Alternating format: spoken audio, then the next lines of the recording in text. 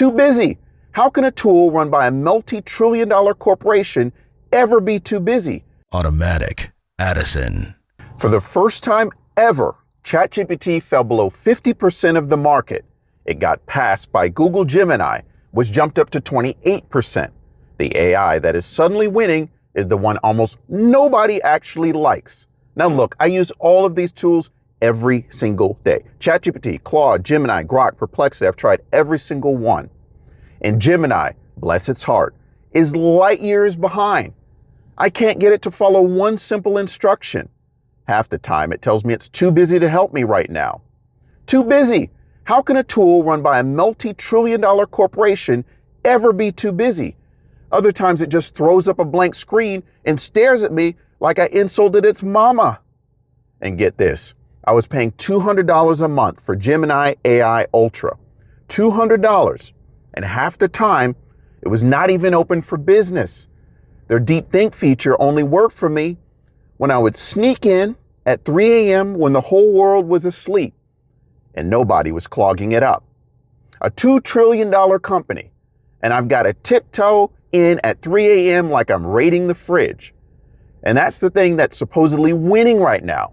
Now, here's the part that actually matters. And honestly, it's not really Gemini's fault. Gemini is not winning because it's good. Gemini's winning because we're all a little bit lazy inside, me included. About 1 billion people open Gemini because they actually want to. 2 billion more get it whether they like it or not. It's baked right into Google, right into your phone, right into your search bar. ChatGPT has almost 1 billion people who went out of their way to choose it. We've seen this exact movie before. Remember back in the day, Netscape was the best internet browser on the planet? Then Microsoft put Internet Explorer for free on every single Windows computer already installed, nothing to download. Netscape was better, but you had to actually go out and get it. Internet Explorer was just there. Internet Explorer won and then Netscape disappeared. That's Gemini right now. The best tool didn't win. The closest one to your thumb did.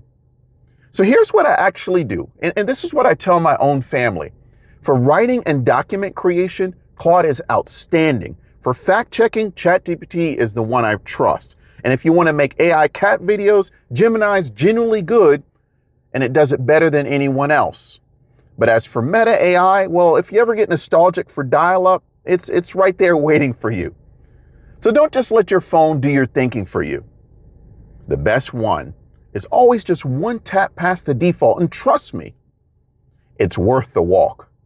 Automatic. Addison.